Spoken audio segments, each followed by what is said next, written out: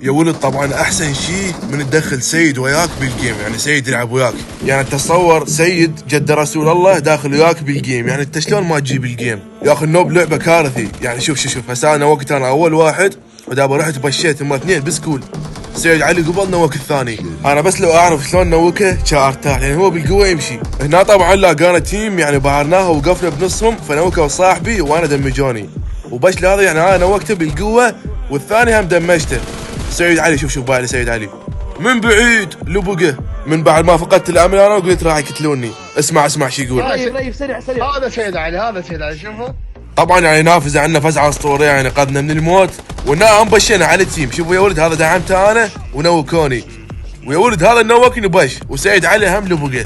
يعني يا ولد دائما اذا تريد تاخذ مركز اول دخل وياك سيد بالجيم. يعني هاي نصيحه من عندي لكم على مود تاخذون مركز اول، فلا تنسون تمنشنون للسيد.